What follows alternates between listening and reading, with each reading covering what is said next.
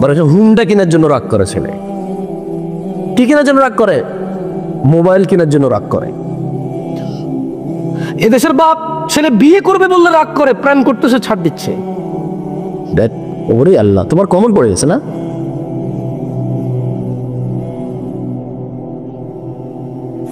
এই দেশের ছেলেদের কাছে বিবাহ ছাড়ার কোনো ইবাদত নাই, জানেন? ইসলামে বিবাহ ছাড়ার কোনো ইবাদত নাই। নামাজ ওর কাছে ইবাদত মনে হয় না, রোজা ওর কাছে ইবাদত মনে হয় না, দান সাদাকা ওর কাছে ইবাদত মনে হয় না, চাকরি বাকরি ব্যবসা বাণিজ্য কর্মঠ হওয়া ওর কাছে ইবাদত মনে হয় না। ওর কাছে একমাত্র ইবাদত হচ্ছে জলদি বিয়ে করা। আমি অস্বীকার করি না যে এটা ইবাদত না, এটা ইবাদত। তুমি 100 ভাগ ঠিক আছো, কিন্তু তুমি বাকিগুলাকে কেন গুরুত্ব দিচ্ছ না? শুধু একটার পিছিয়ে কেন পড়ে আছে? আর তুমি মেয়ের মতো আচরণ করো কেন? হুজুর আমার বাবা আমাকে বিয়ে করে। তুই তো বেটা বেড়া মানুষ, তোর বাবাদের বিয়ে করবে কিন্তু। কাম কাজ কর বেটার মতো। বেড়াও দেখলে বাপে বলবো যে হ্যাঁ ছেলে তো বড় হয়ে গেছে। এই ঘরে এমন কন্ট্রিবিউট কর, পড়াশোনায় অথবা কাজে কর্মে এমন কন্ট্রিবিউট কর, সমর্থ অনুযায়ী অবস্থান নেবে। বিয়ের কথা বললে বাপ বলবো যে হ্যাঁ ঠিক আছে, ও তো কর্মঠ, বউ চালাতে পারবে। তোমার বাপে তোমার এখনো বিশ্বাসই করে না যে তুমি বউ চালাতে পারবা। একতরফা কথা আমার বলতে পারি না, সরি, তোমার পক্ষে গেল না পুরোটা। আমি একটু একতরফা কথা কম বলতে পারি, এজন্য কারো প্রিয় না, সবার শত্রু।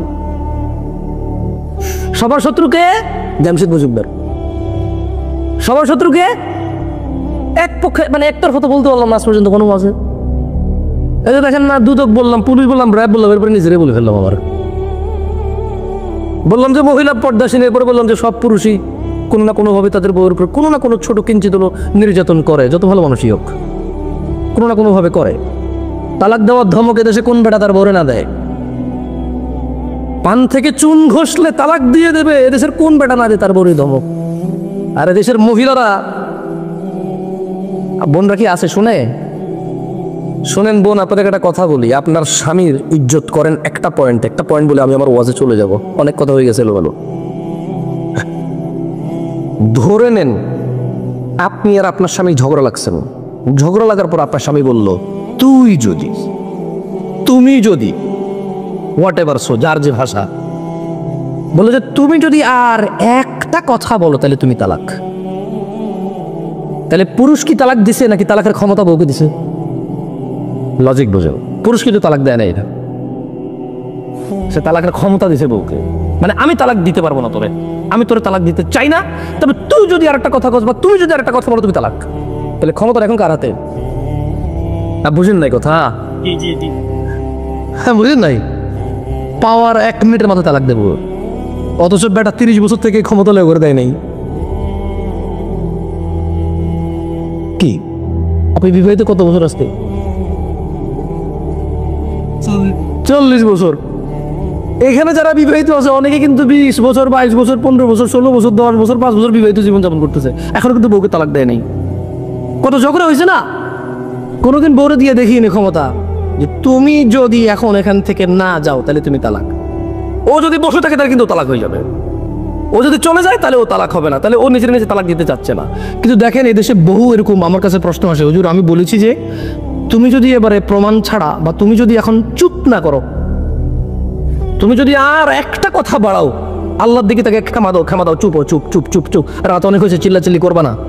সামনে দেন আবার বলছি যে তুমি যদি আর একটা কথা বলো তাহলে তুমি তালাক। বউ কিন্তু বলে যে তালাক হলে কি হয়েছে, তোর করবো নাই, আমি তালাক।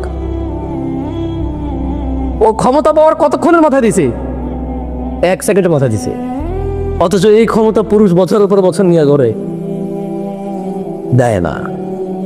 আমি এদেশের আমার বোনদেরকে বলবো, তোমরা তোমাদের স্বামীর ইজ্জত করো, এই জন্য যে ক্ষমতা 1 মিনিট তুমি সহ্য করতে পারো না, সেই ক্ষমতা সে বছরের পর বছর নিয়ে বহন করে, তারপরও তোমাকে মায়া করে বলে কিন্তু তোমাকে বলে না। বলবেন তালাক দেওয়ার সিস্টেম শিখে লেছে রে, যে হুজুর আমি দিই নাই, আমি ওরে বলছি, তুই যদি কথা কস, তুই যদি চুপ না থাকো তাহলে দিতে হবে। আস্তাগফিরুল্লাহ আল-আযীম। আল্লাহ তাআলা আমাদেরকে বুঝার তৌফিক দান করুন। আলেম ক্যামেরাম্যানরা তো আছে না, ওয়াজ রেকর্ড করতে আসছো, ওয়াজ রেকর্ড করে ওয়াজ আপলোড করিও, উল্টাপাল্টা টাইটেল থাম্বনেল দিয়া। 40 বছর, এর বেশি সময় নাই। আপনার চ্যানেলের নাম কি? আপনার হ্যাঁ মনিটাইজেশন তো আছে না? ইসলামী মিডিয়া অ্যাড কেমনে চলে? হালাল মদ এটাই প্রেফিক্সে না। ওনাকে অপমান করা আমার ইচ্ছা না। আপনি কি বুঝতেছেন যে আমি আপনাকে ভালোবাসি? আপনাকে যদি কেউ বলে যে হালাল মদ আপনি মানবেন, তাহলে আপনি অ্যাড চালান, আবার বলেন যে ইসলামী মিডিয়া। তো মিডিয়া বলবেন। তুমি ওনাকে ভিডিও করতেছো কেন? কি সমস্যা তোমার? তুমি ডিলিট করে দাও। তুমি এত বড় ক্যামেরাটা তোমার ওয়াজের এটা বসেন আপনি। যদি কেউ ওনাকে ভিডিও করে থাকো আপলোড করবা না, ও আমার ভাই। গুনাহ আর কুফুরের মধ্যে পার্থক্য আছে। গুনাহ আর কুফুরের মধ্যে কি আছে? আমরা মুসলমানরা যতদিন পর্যন্ত এটা না বুঝবো যে কোনটা গুনাহ কোনটা কুফুরি, আমরা কিন্তু মানুষ হইতে পারবো না। ও হচ্ছে আমার ভাই, ওর মান সম্মান নিলামে তোলা, ওকে অপদস্থ করা, ফেসবুকে ওর ইজ্জত তুলে দেওয়া। যেখানে যে লোকটা জীবনে ওয়াজ শুনে না সে পয়সা কমেন্ট করবে তাকে খারাপ, যে লোক এক ওয়াক্ত নামাজ পড়ে না সে পয়সা তাকে খারাপ বলবে, অথচ সে হয়তো নামাজ পড়ে, তার হয়তো তা ভুল আছে। কিন্তু ফেসবুকে যখন ছেড়ে দাও তখন তার তো মানে ওর চেয়ে আরো 10 গুণ বেশি খারাপ লোক তার এসে খারাপ বলে। কারণ ওপেন প্লেস, যার যা খুশি তা বলতে পারে। যাই হোক, আজকের মাহফিলে সলাত নিয়ে কথা বলতে বলেছে, সলাত নিয়ে কথা বলি। আমরা এখানে সবাই কি মুসলমান না মুনাফিক? আপনি নিজেকে মুসলমান মনে করেন না মুনাফিক মনে করেন?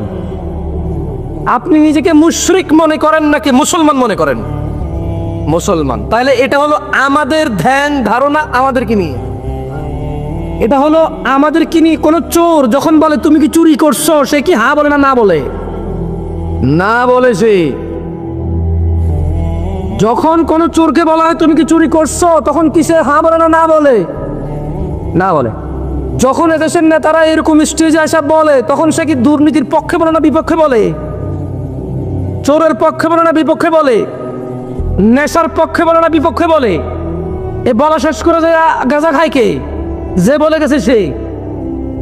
মসজিদের ভিতরে যে লোকটা দাঁড়ায় দাঁড়ায় বলে আমাদের সন্তানদেরকে মানুষ করতে হবে নেশা থেকে বিরত, সে করে কিনা নেশা? যেই হুজুর এখানে এসে ওয়াজ করে সলা সলা সলা, সেও নামাজ মিস করে কিনা? যে হুজুর অশ্লীলতা নিয়ে এখানে এসে বক্তব্য দেয়, সেও বসে বসে ফেসবুকে সিনেমা দেখে কিনা? তুমি কেমন জানো? হতে পারে, দেখে হতে পারে, দেখে সম্ভাবনা আছে, সবাই না, কেউ কেউ। তাইলে প্রথমে আমরা নামাজ সম্পর্কে একটু শুনে নেব, কেমন? আন আবি হুরায়রা রাদিয়াল্লাহু আনহু قال, আবু হুরায়রা রাদিয়াল্লাহু আনহু থেকে বর্ণিত, তিনি বলেন قال রাসূলুল্লাহ সাল্লাল্লাহু আলাইহি ওয়াসাল্লাম, আল্লাহর রাসূল সাল্লাল্লাহু আলাইহি ওয়াসাল্লাম বলেছে, কুল্লু উম্মতি ইয়াদখুলুনাল জান্নাহ। আমি বন্ধুদেরকে বলবো মনোযোগ দিয়ে শুনুন, এটা মহিলা পুরুষের আলাদা না, সবার জন্য এটা ওয়াজ। কুল্লু উম্মতি ইয়াদখুলুনাল জান্নাহ, আমার উম্মতের সবাই জান্নাতে প্রবেশ করবে, ইল্লা মান আবা, আমার উম্মতের মধ্যে যে ব্যক্তি আবা সে জাহান্নামে যাবে, সে জান্নাতে যাবে না। আর বাকি যতজন আমার উম্মত আছে আবা ছাড়া সবাই জান্নাতে যাবে। ক্বালু, সাহাবারা উপস্থিত যারা ছিলেন সবাই বললেন, ইয়া রাসূলুল্লাহ ওয়া মান ইয়াবা, আবা কে? আপনি একটু বলে দেন আমাদেরকে যে আপনার উম্মতের মধ্যে আবাটাকে। তখন আল্লাহ নবী সাল্লাল্লাহু আলাইহি ওয়াসাল্লাম বলেন যে মান, যে ব্যক্তি তোমাদের মধ্যে আতাআনি, আমাকে মেনে চলে অনুসরণ করে, দাখালাল জান্নাহ, সে জান্নাতে যাবেই যাবে। দোষ ত্রুটি মানুষের থাকবে, আল্লাহর কাছে ক্ষমা চাইবে, আল্লাহ ক্ষমাকারী, ক্ষমার আশা করবে, কেমন?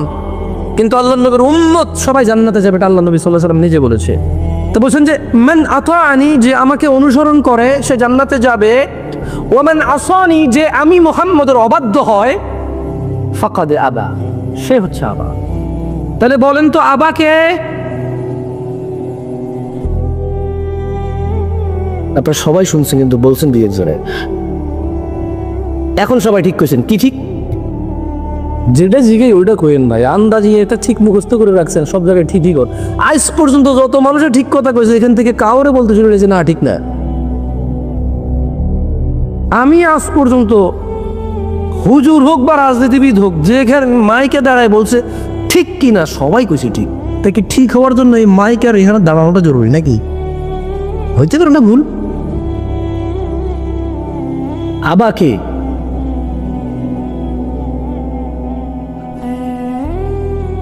হাদিসটা আবার পড়ে শুনে মনোযোগ দিয়ে শুনেন, প্রশ্ন করবো জবাব দিন কেমন। আল্লাহ নবী সাল্লাল্লাহু আলাইহি ওয়াসাল্লাম বলছে যে আমার উম্মত সবাই জান্নাতে যাবে আবা ছাড়া।